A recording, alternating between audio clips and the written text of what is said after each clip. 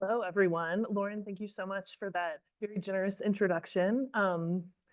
I wanted to start us off today. So the way the event's going to run is I'll ask some questions of our panelists, and then for a little while, and then we'll open the floor to audience questions. So I wanted to start by just asking if each of you could share a few of your most impactful accomplishments. And while you're talking about those, maybe also include what have been some of the biggest challenges that you faced in working towards these accomplishments in helping to advance climate action from the city's perspective. Great, I'll start. Hi, everybody. How you doing? So not only was I climate diplomat for New York City, I was climate diplomat during the exact years of the first Trump administration. I gained the job about 7 months before Donald Trump became president, and I had the role until March of 2021. So everything that I'm talking about will be in that context.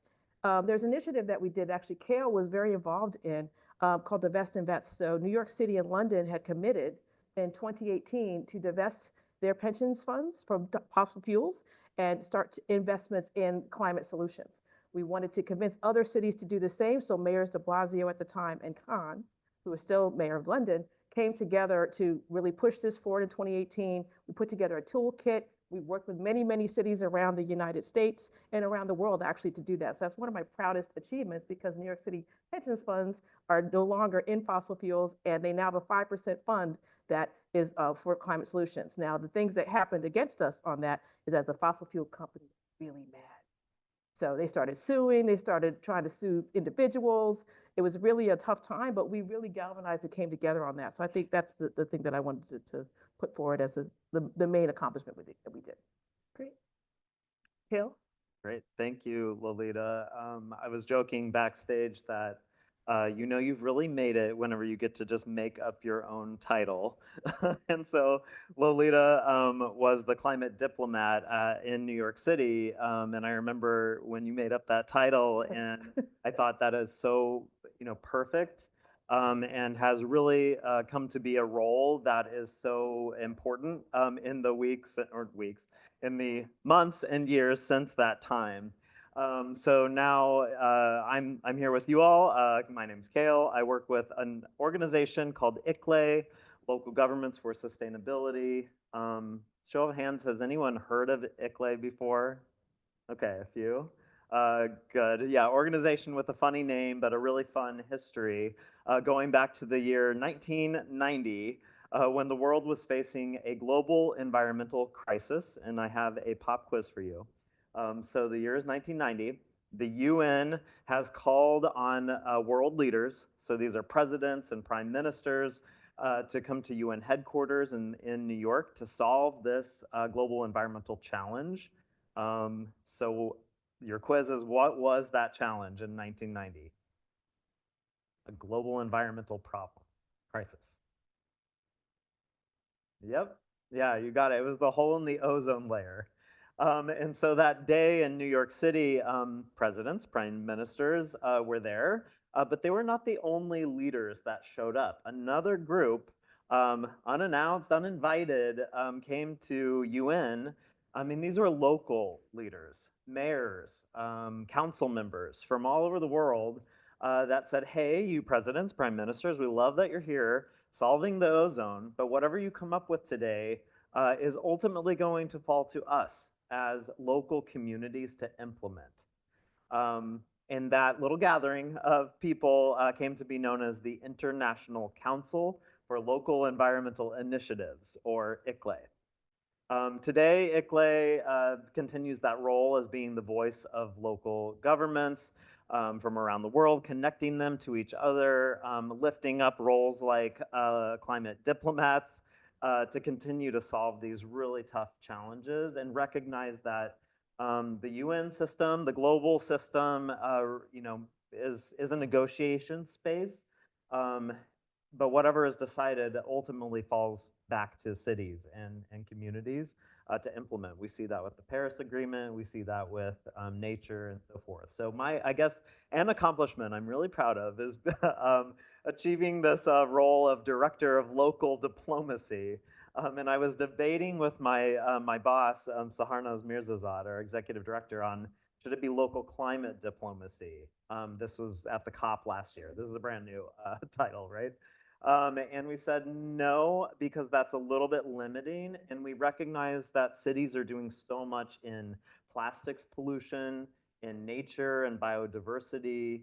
And the portfolio is inclusive of climate, but more. So just recognizing that cities do work in all these areas and they do their best work when they're together. Great. Arvin?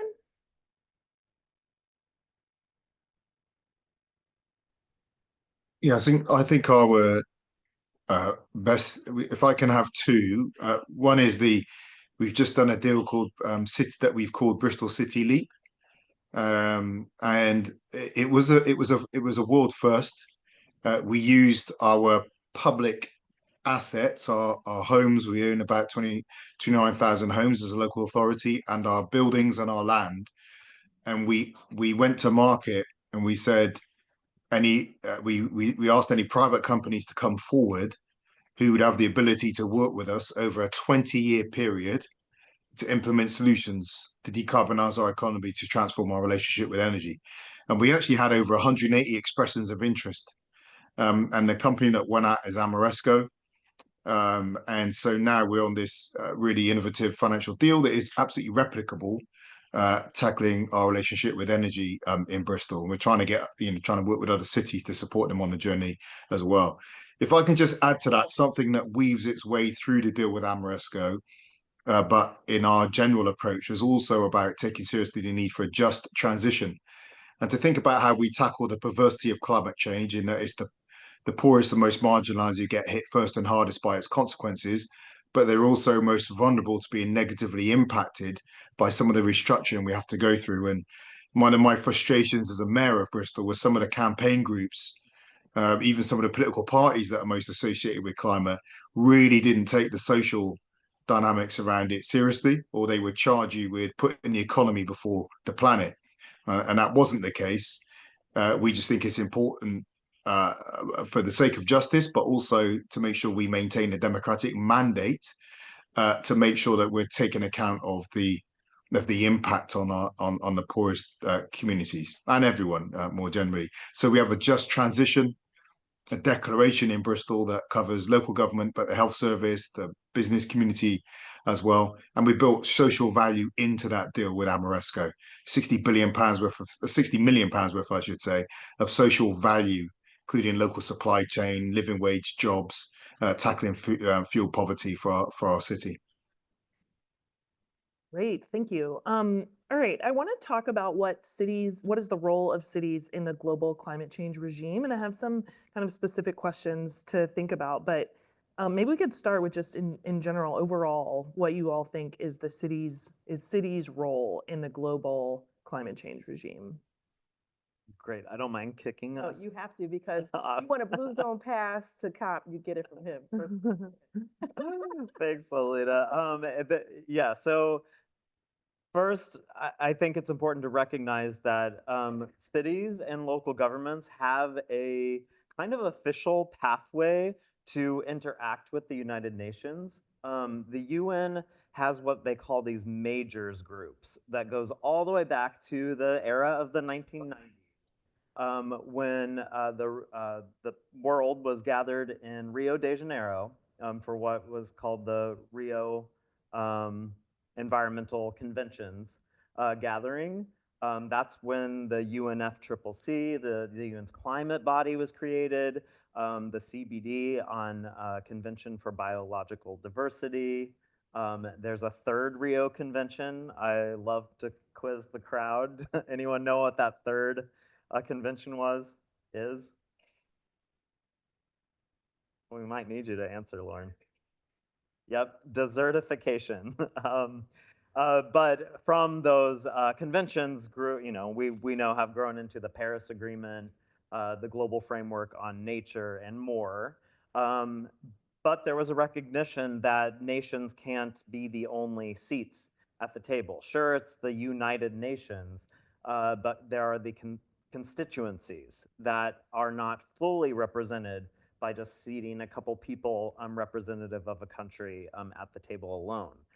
So these major groups, 9 of them were established to be the voice of local governments, but also women, indigenous peoples, youth, the workforce and labor movement, farmers, academia, and maybe I'm missing one, NGOs. There might be one more in there that I missed, but these groups have a seat at the table, not in every negotiation space, but in some. And so when we're negotiating in a COP process in the blue zone, an organization, ICLE, that I work for is the focal point for the city's constituency, bringing mayors and bringing council members. Former Mayor Marvin here has been in many of those rooms as a representative of Bristol, but also representing cities around the world in what the unique demands are, unique impacts are for climate to cities everywhere. So, there is this kind of official pathway to advocating for cities, but it's something that needs to be protected and advocated for. Those seats are not guaranteed year to year. The number of blue zone badges that are given out to cities, fluctuates from year to year. Certain meetings are closed to cities, and we need organizations and mayors to be pushing that the local community's voice is inserted into these spaces. And it really matters. I'll finish this thought just by saying that the IRA, the Inflation Reduction Act, is one of the widest reaching federal policies in the US on climate, but it is coming out of this advocacy work that's happened for 30 years to say, if nations work on climate, if they finance climate action, there should be a direct pathway to get the money into the hands of local communities. So not keeping all funds doled out at a federal level, even not just all giving to states or provinces, but give it directly to communities. And now we have, I think 3,000 cities around the world have a climate action plan or an energy strategy, something that serves as a framework for how they'd use money if they were to get it. So the IRA is a great example, and other nations are starting to follow in that. Yeah. Great. Lolita, I just anything want to to add? piggyback really quickly to give people context as to size. California has the 5th largest economy in the world, not just for a state or province, but in the world. So it's larger than India's, it's larger than the UK. I often, razz my British colleagues about that. Sorry, Marvin. But and New York City actually is the 12th largest economy in the world. It also, if it was a country, it's 8.8 million people. I spent a lot of time in Scotland. I've said New York City's bigger than your whole country. Sorry. So the point is that to not have those big emitters and big entities not at the table does not make sense if you're really trying to get down to the root of climate change. So one of the things that happened at COP28 is an initiative called CHAMP. I have no idea what it stands for. You can ask him. But it's to enable the emission statements that are the nationally determined contributions that each country has to put out to actually include cities in that. And a couple of things that have happened in the last few COPs is I was fortunate to be able to go to COP26 and COP28 as part of the Penn delegation. I see a few of my fellow delegates out there from those 2 COPs, and cities really stepped up. In COP26, cities were everywhere. There were mayors all over the place. 20 people from Congress came. I mean, it was really an event. In fact, Nancy Pelosi had an event at the same time as the event we were at.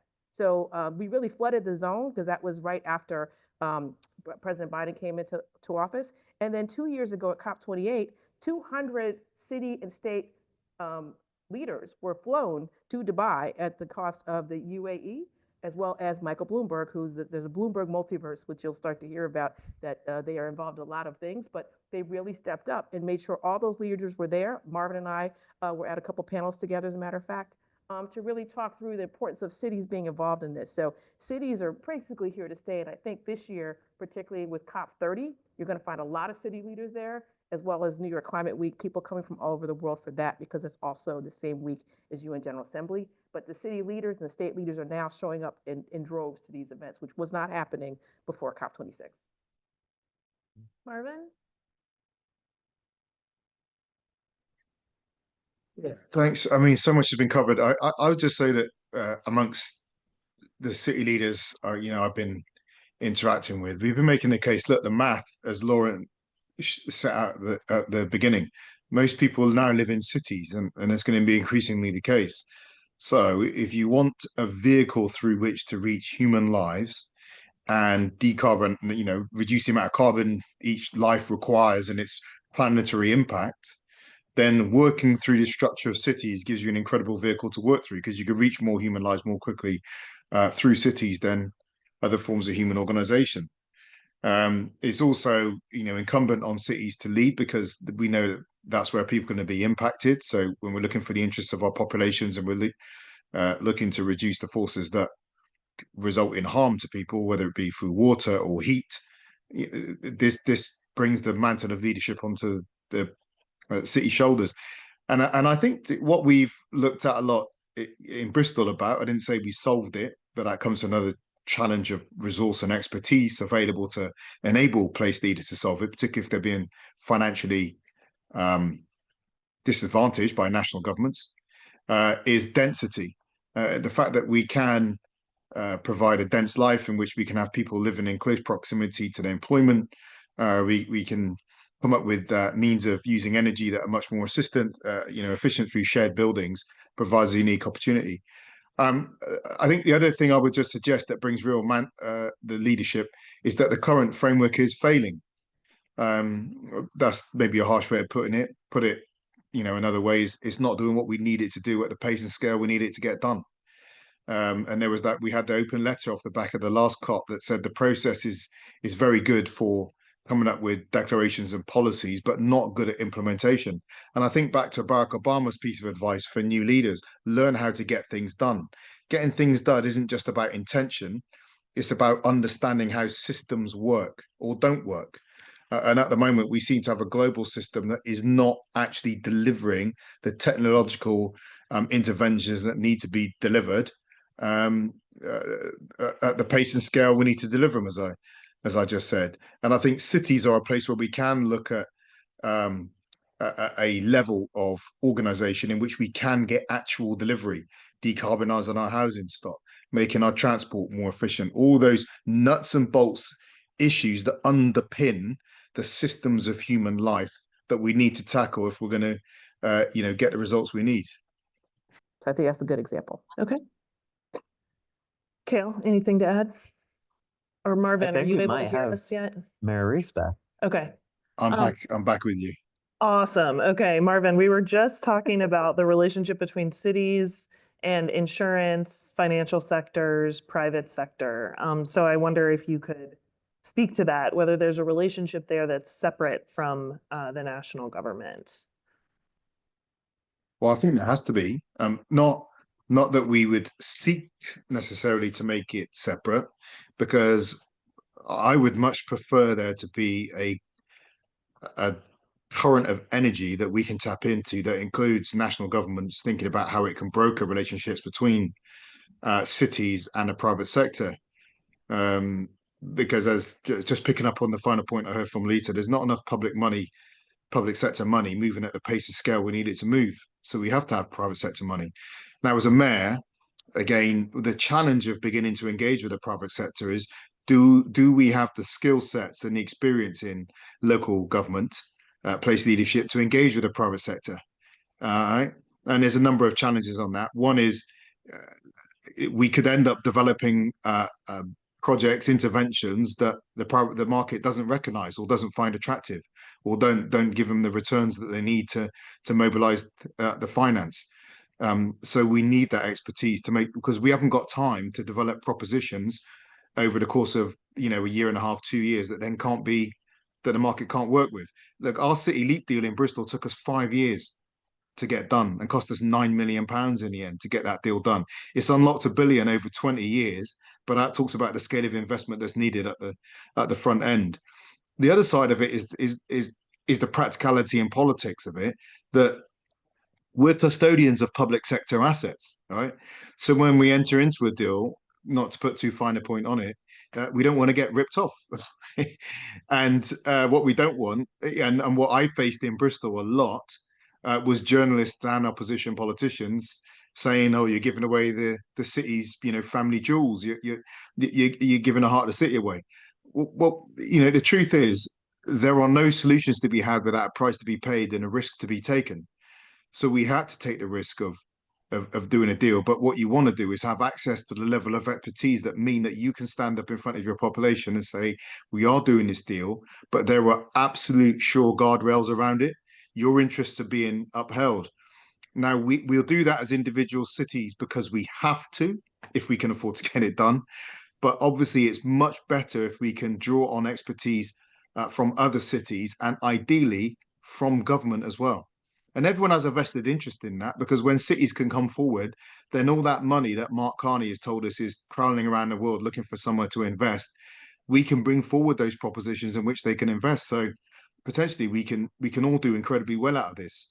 But like I said, some of the conversations Alita and I have had is we want to set up a system and a framework of relationships that work with national governments, but we also have to set up a framework and network of relationships that can get stuff done whether or not national governments come with us, because we cannot make action contingent on the ability of national governments to make solid moves. We just can't, because it's been shown that that's failing.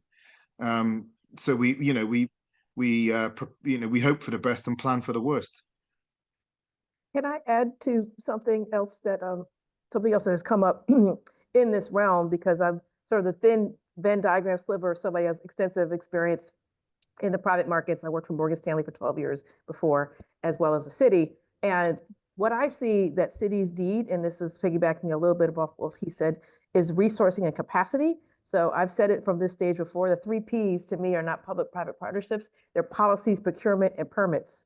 So those 3 things need to be reformed in a lot of cities. If it takes you 18 months to do an RFP, to a request for proposal, and then 5 years to actually deploy the assets, that doesn't work. And the private sector is not going to really want to engage with that. A cautionary tale with that is the Ocean Wind 1 and 2 projects that were canceled in New Jersey. They were offshore wind projects that were supposed to happen, and they were canceled in 2023 because it took 5 years.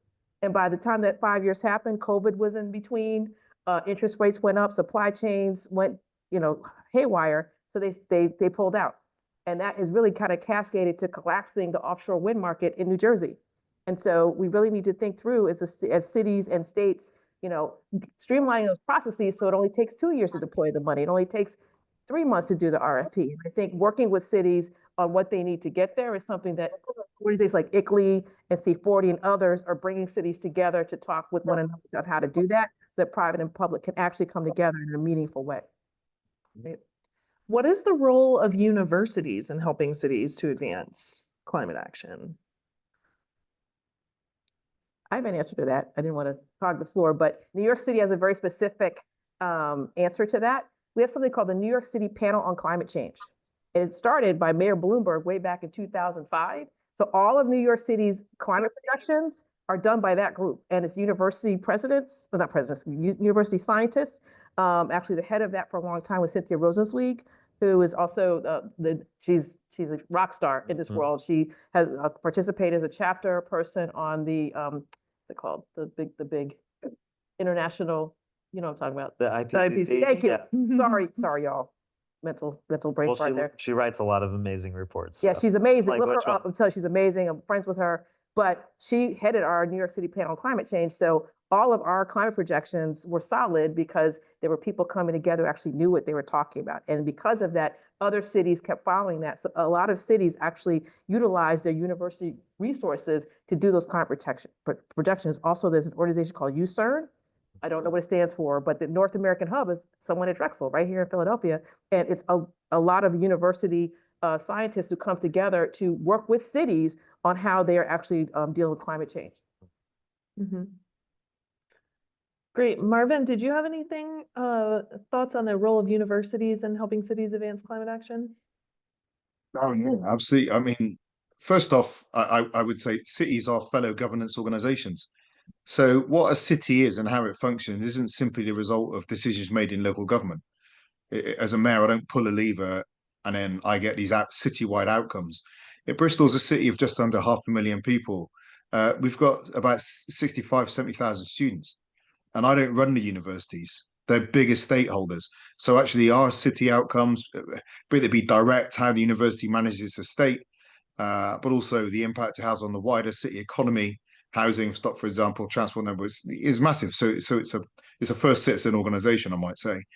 But beyond that as well, as Lolita's picked up, what a pool of expertise that we have available. In Bristol, we developed our own independent advisory committee for climate change, actually, which was headed up by both our universities, University of Bristol and University of West of England. So in the same sense, when we developed our climate strategy for Bristol, we passed it through their hands. So we could have confidence that what we were saying was right, evidence-based. It wasn't just a result of Twitter wars and campaigns and single issue activism. It is evidence-based, and they brought challenges back. And as we might expect, many of the goals that we set down were incredibly hard to achieve. Not because it was lack of effort, because of all the other challenges that come on. But at least the city was able to be real about where it was and where it wasn't, on the journey. One thing I did share at Penn when I was there last week, by the way, was this challenge of money that we've touched on and resource. So, I share often that the number of events I went to as a mayor where someone would give me a list of best practice. And my point was, well, how much did it cost? Right? Because we'd all be doing best practice if we could afford it. Right? Every best practice costs money. And someone challenged me, one of my opposition politicians said, come on, decarbonize the economy, essentially. All you need is political will. And as I keep saying, no, you need political will in billions of pounds to do it. So the challenge is where's the money come from, right? And if that's a challenge for me, or was when I was mayor in a Northern Hemisphere city in the United Kingdom, think about the challenge for someone like Yvonne Sawyer in Freetown, or mayors in the Global South, where, challenge is even more, acute financially. And if the challenge is one of how do you broker the relationship between place leaders and the world of finance, and the world of finance doesn't understand cities, then what about using some of that intellectual firepower in our universities to design these financial vehicles? So again, to provide those safeguards around so that city leaders can enter into those financial relationships with confidence. We want national governments to do it, but you've got Wharton Business School at Penn, there's Harvard Business School. I mean, the brain power is there to think about a global financial framework, right? That cities can just step into, and the world of finance can step into, and their respective interests are served. And some of that work's already going on at Penn anyway. Maurizio Rodas is there with Jeannie Birch as hosting the Secretariat for the Global Commission for Urban SDG Finance, chaired by Jeffrey Sachs and the mayors of Paris and Rio. They are looking at multilateral finance, private finance, and public finance, and how that can be restructured and reorganized to support the worldwide network of mayors to deliver the global sustainable development goals. But obviously, we need to make that stuff happen faster and bigger. Great. Okay, I'm going to ask one more related question, and then we're going to turn it to the audience and open it up for questions. But for the students in the room, what should students be doing to build careers in this space? Where should they be working? Ooh, I have a really good answer because I teach here. So learn how to communicate your ideas clearly, succinctly, and jargon-free. Everybody knows you're smart. You don't have to prove it in a slide or when you're talking to people. So the second you say CO2E and all these acronyms, you start to lose people, because I think we don't have as much adoption on people understanding the risk that they have with climate, because we're not speaking to them in language that they can understand and can identify with. So I always say I do this climate work because I grew up very poor. I grew up a public assistance on public housing before I got to Penn. And so I think about if I hadn't gone to Penn, what my life would be like. So whenever I'm in a room and we're talking about plastic bags, so you say, we're going to ban plastic bags. Well, make sure that someone can actually get a paper bag or whatever bag they need without having to pay $1 for it.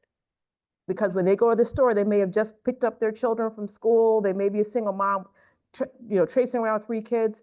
And then now you're charging her a lot more money for something that was something she should be able to get for free. So having a person like me in the room to be able to have that conversation and also be able to tell a story in a way that people can identify with is the thing I want to imbue my students with, and you should walk away with, because we now get a lot of resumes of people who are studying climate, but what makes you different?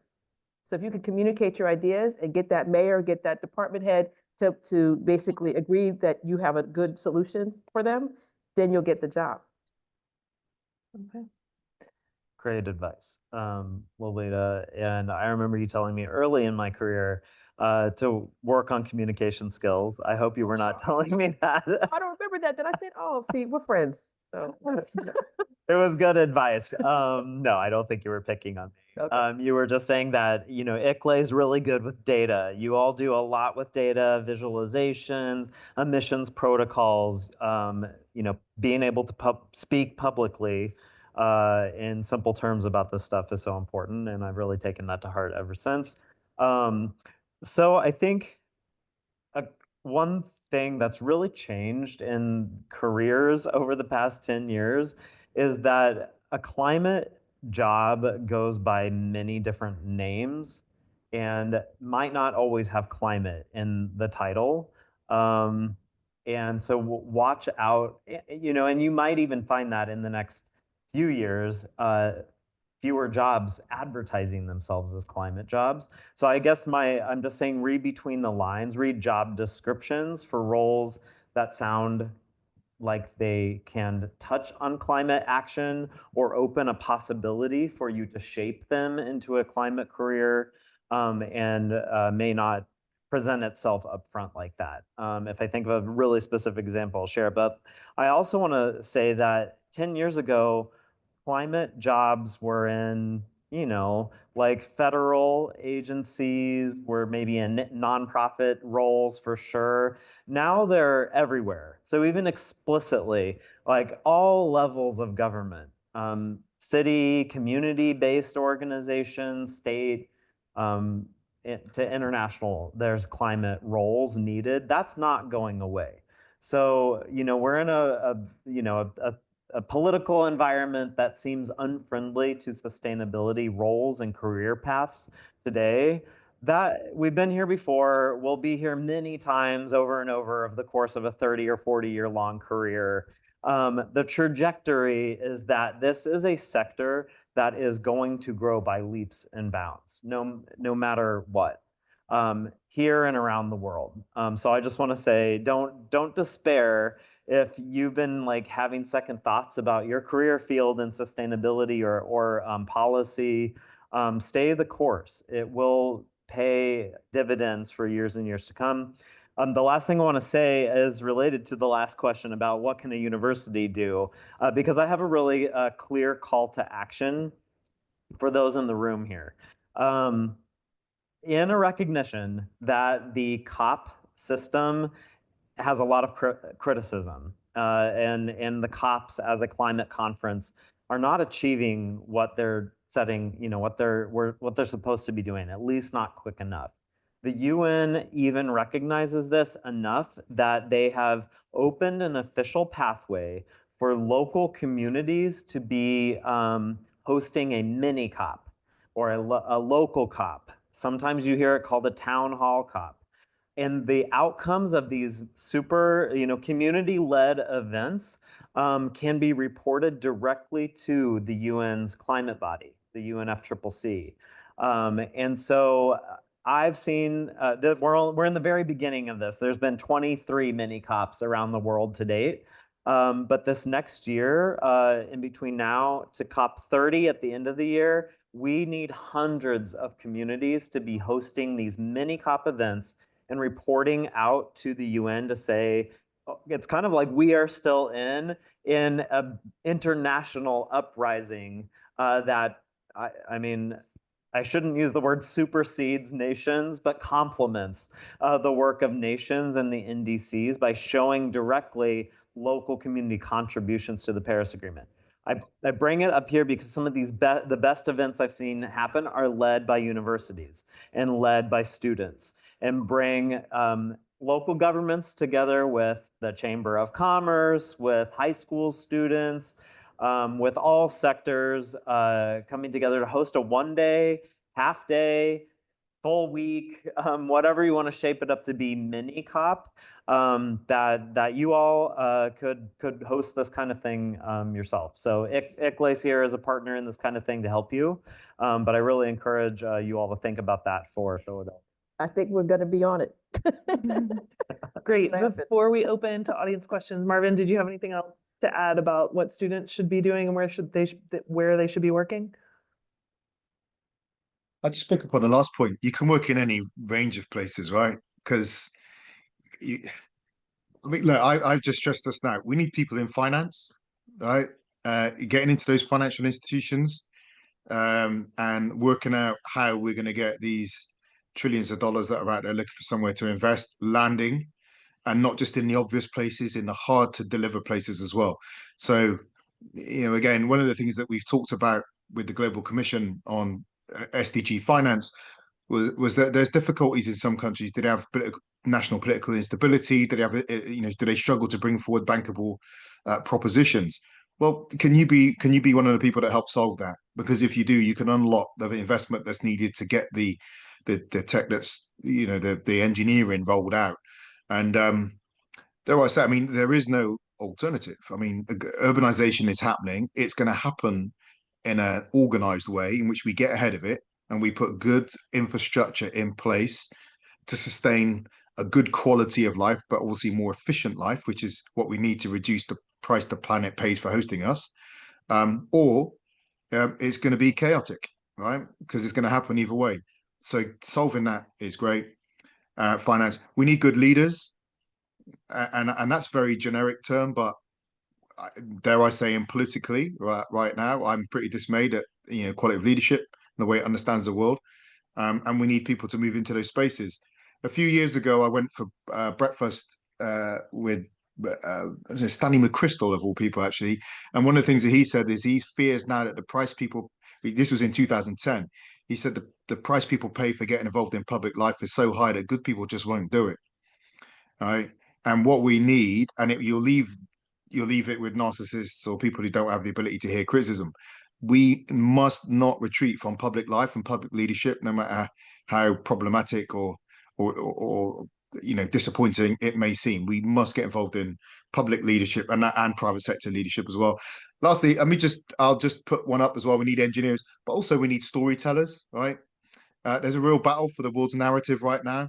What's happening, how do we tell the story in a way people can understand it, but maybe building something on Lolita's point about good communication. But I'm an advocate for good journalism and good documentary making and good filmmaking as well, and it might not seem the most obvious place to be, but it's absolutely essential, because I think one of the problems we're having with the political reactionism that's going on right now is that people don't know their story, right? They don't know where they fit into the world, and they don't really understand what's going on or how it relates to them or how they relate to it. So I'll just throw that one in as a bit of an outlier, maybe. Great. All right, let's get some audience questions. Please raise your hand if you've got one right here. Let's get you on the mic. All right. Oh, okay, I've got it. My name's Erin. I work at Penn. I'm curious about what the conversations around taxation have looked like to support these initiatives. I know that we are restricted by the people that are in charge of our governments, but I do think that there's limitations with that when we look at the private sector as well. And I know this is a conference about cities, but around the country, we're seeing that the rate of taxation against the highest earning people has continued to decline. I think that has a lot of impacts on us as a community that, go beyond climate change, but what conversations are happening around taxation as a way to support these initiatives, both in cities, but, on a broader scale as well. Marvin? Tough. Well, in terms of the environment we're in at the moment, any increase in taxes is politically unpalatable for our leaders. Everyone's on a race to do it, so you're kind of trying to push, a big bag of water uphill. you know, on that front making the case. Look, I'm not a finance expert. I've just been in the middle of a city and grappling with the challenges. But I will share from a bit of a public health background, one of the conversations I did try to get some help with was how we understand the way money rolls around the system as a whole. So, for example, businesses won't want to pay increased tax to improve population health and well-being. But if we create a population, a workforce that's more sick, is less resilient and takes more time off and has bigger turnover, essentially population sickness is a tax on business, right? Because we haven't invested upstream to build that resilient workforce.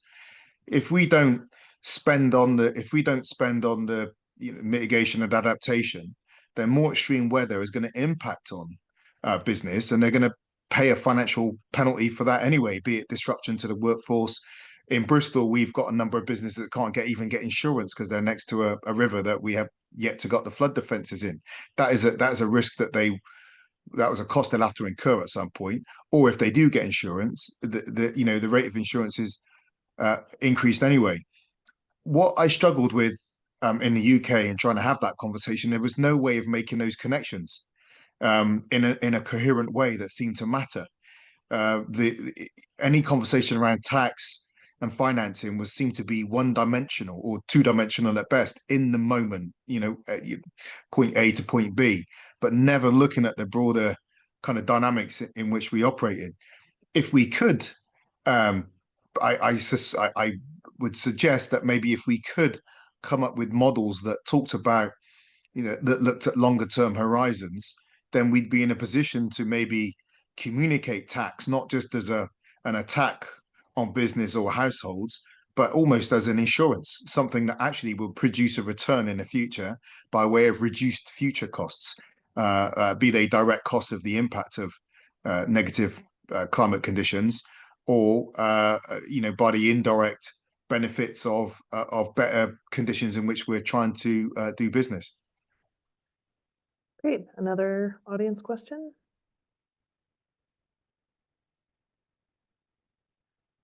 It's okay.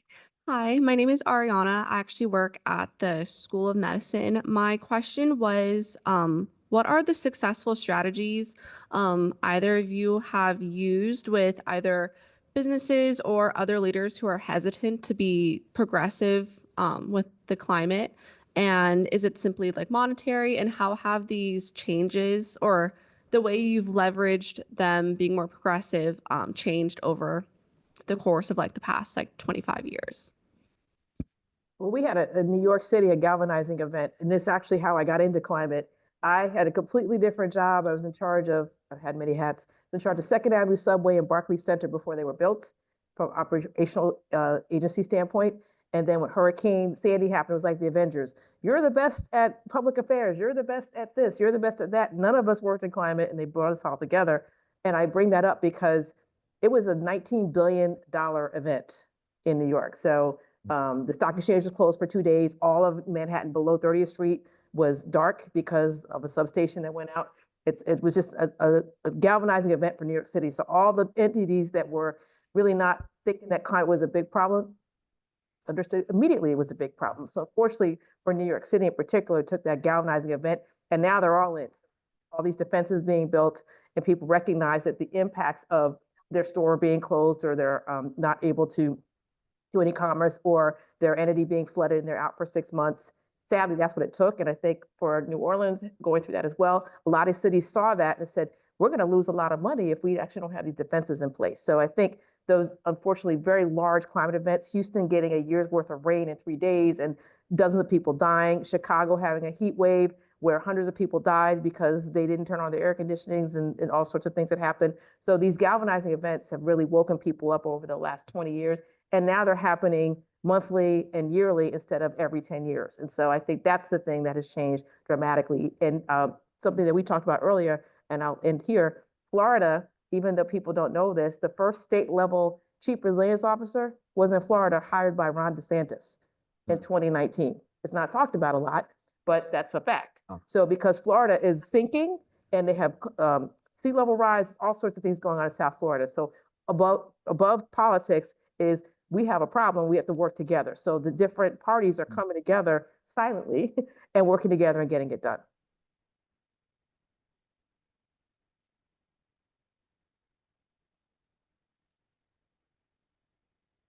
What's up? Oh, Marvin, did you have?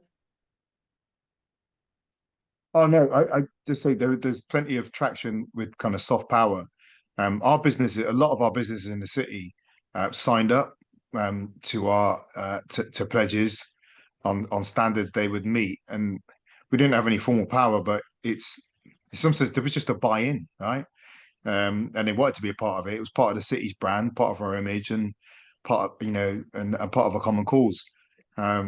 Obviously, you need more than that. They're meeting their bottom lines as well. But I could share more about that. It was incredibly positive to see the number of people that stood up off their own volition, really. Great. All right. Well, thank you all so much for this really wonderful conversation. Thank you to the audience for being here. I hope that this has been inspiring and a little spot of, insight and ideas for as we move through the next several years. Yeah, I think we have our marching orders. What are they? Organize a mini COP, get involved, and improve our communication skills. But join me in thanking our panelists one last time and our moderator.